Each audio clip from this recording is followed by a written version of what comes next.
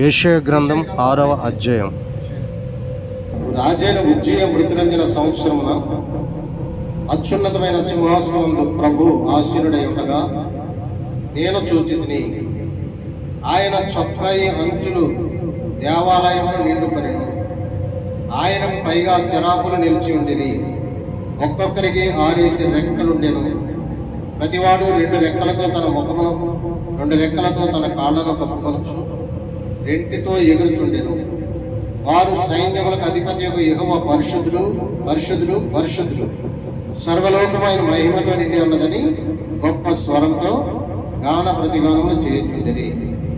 వారి కంఠస్వరముల వలన గడప కమ్ములు పునాదులు కదులుచు మందిరము ధూమము చేత నిండగా నేను అయ్యో, నేను అపవిత్రమైన పెదవులు గలవాడను, అపవిత్రమైన పెదవులు గల జనుల మధ్యను నివసించువాడను, నేను నశించింది. రాజును సైన్యములకు అధిపతిని యెహోవాను నేను కన్నులారా చూచిదను అనుకుంటుని. అప్పుడు ఆ శరాపులలో ఉన్నప్పుడు తాను బలిపీఠం మీద ఉన్న కారుతో తీసిన నిప్పును చేత పట్టుకుని నా యొద్దకు ఎగిరి వచ్చి నా నోటికి దాన్ని తగిలించి, ఇది నీ పెదవులకు తగిలిన కనుక నీ పాపములకు ప్రాయశ్చిత్తమయ్యను, ఈ దోషము తొలగిపోయాను అనెను. ఇక నీ స్తోత్రం కలుగునుగా.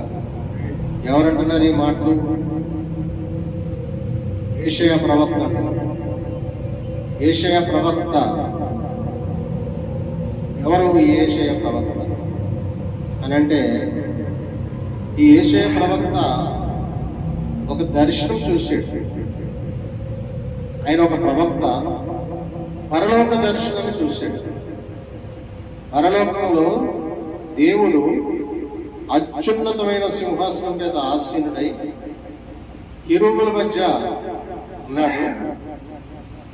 ఈ శరాపులు ఆయనని పరిశుద్ధుడు, పరిశుద్ధుడు, పరిశుద్ధుడు, సర్వలోకమైన మహిమతో నిండి ఉన్నదని ఆయన కొనియాడుచున్నాడు. ఆ యొక్క గొప్ప దర్శన భాగ్యము యెషయా ప్రవక్తకి. అప్పుడు అంటున్నాడు, ఆ యొక్క దేవాలయాన్ని చూశాడు, దేవుని యొక్క అత్యున్నతమైన సింహాసనాన్ని చూశాడు, దేవుని చూశాడు, దేవుడి చొక్కాయి అంచులు దేవాలయాన్ని నిండుకోవడం చూశాడు, దేవాలయం దేవుని మహిమతో నిండి ఉండడం చూశాడు. అక్కడ శరాపులు చూశాడు, కెరూబులు చూశాడు. ఆ మహిమను చూసి అయ్యో, నేను పాపిని, పాపుల మధ్య నేను నివసిస్తున్నాను, అయ్యో అని అంటున్నాడు. అప్పుడు ఆ శరాపులలో ఒక శరాపు నిప్పులు తీసుకుని వచ్చి యెషయా నోటికి తగిలించి, ఈ నిప్పు నీకు తగిలింది కనుక నువ్వు పరిశుద్ధుడు అయితివి, నీ పాపములు క్షమించబడిను అని చెప్పాడు. అంటే ఆ యొక్క ఈ ప్రవక్తకు దేవుని చూసే భాగ్యం కలిగింది. ఎందుకంటే ఇతను ప్రవక్త, దేవుడు ఎంచుకున్న ప్రవక్త, దేవుడు పిలుచుకున్న ప్రవక్త, దేవుడు కృప పొందుకున్న ప్రవక్త. కాబట్టి దేవుడు ఆయన దర్శనాన్ని, ఆయన యొక్క పరలోక దర్శనం యెషయా ప్రవక్తకి చూపించాడు. అందరికీ చూపిస్తాడా దేవుడు?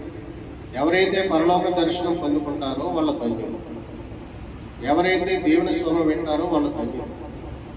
ఎవరైతే దేవుడు ఉన్నాడు, ఇదంతా నిజమని నమ్ముతారో వాళ్ళ ధన్యులు. దేవుని యొక్క నమ్మకం ఉంచిన వారు ధన్యులు. ఆయన సన్నిధిలో నివసించిన వారు ధన్యులు. ఆయన బలం నుండి బలం పొందుకున్న వాళ్ళు ధన్యులు. మరి ఈ శరాపులు అంటే ఎవరు? ఈ కెరూబులు అంటే ఎవరు? ఏమంటాడు ఇక్కడ? శరాపులు, కెరూబులు ఏమంటాడు? ఒక్కొక్కరికి ఆయనకు పైగా శరాపులు నిలిచిండరి, ఒక్కొక్కరికి 6 రెక్కలు ఉండేను.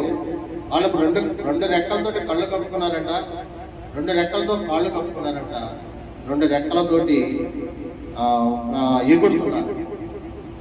2 రెక్కలతో ముఖం కప్పుకున్నారు, 2 రెక్కలతో కాళ్ళు కప్పుకున్నారు, 2 రెక్కలతో ఎగురుతూ పరిశుద్ధుడు, పరిశుద్ధుడు, పరిశుద్ధుడని మానక రాత్రి పగల్లో పరిశుద్ధుడు, పరిశుద్ధుడు, పరిశుద్ధుడు, సర్వలోకమైన మహిమతో నిండి ఉన్నదని వాళ్ళ మానక రాత్రి పగల్లో దేవుని కొనియాడుతున్నారంట.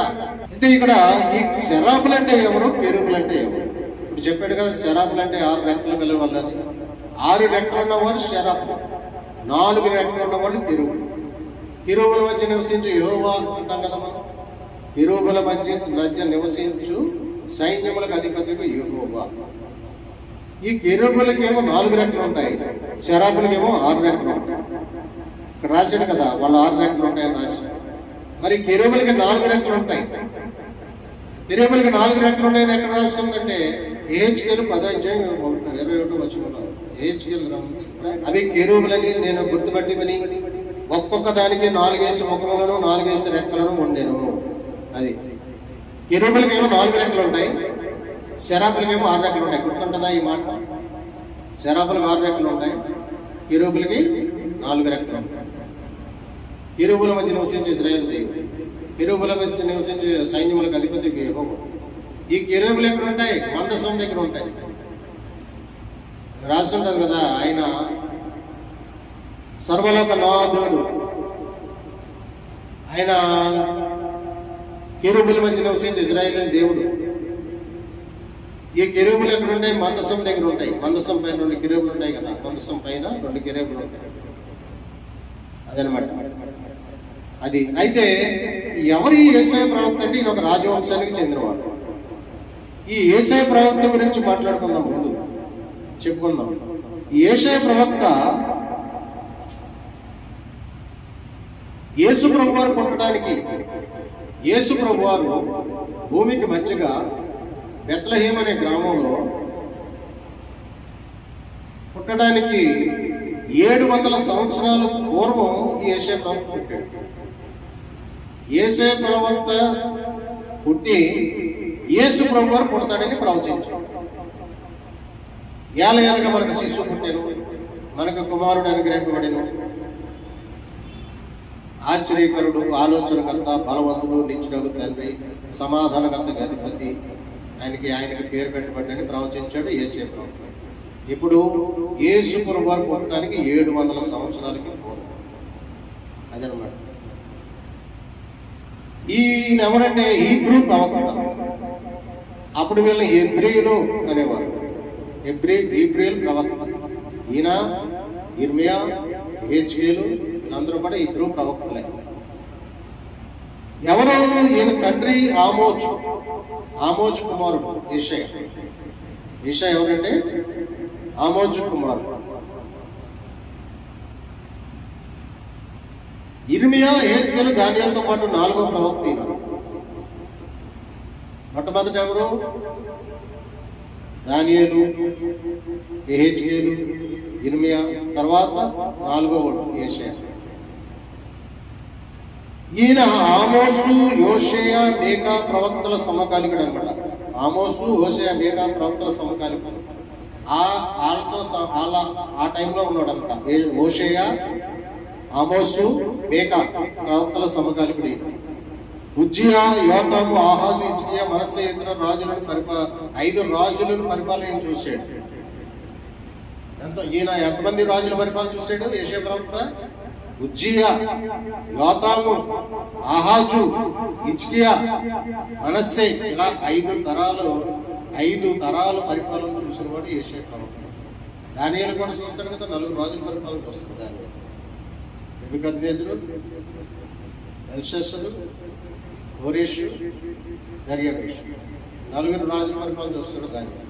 ఈయన 5 రాజుల పరిపాలన చూస్తాడు యేషయా ప్రవక్త. ఆఖరికి ఏమవుతుంది? మనస్సే, ఆఖరి రాజు అయినటువంటి మనస్సే ఈ ప్రవక్తని రంపంతో పోయించి చంపేస్తాడు. ఈ ప్రవక్త, ఈయన ప్రాముఖ్యమైన ప్రవక్త, పరలోక దర్శనం చూసిన ప్రవక్త, యేసు ప్రభువు పుట్టుకను గురించి ప్రవచించిన ప్రవక్త.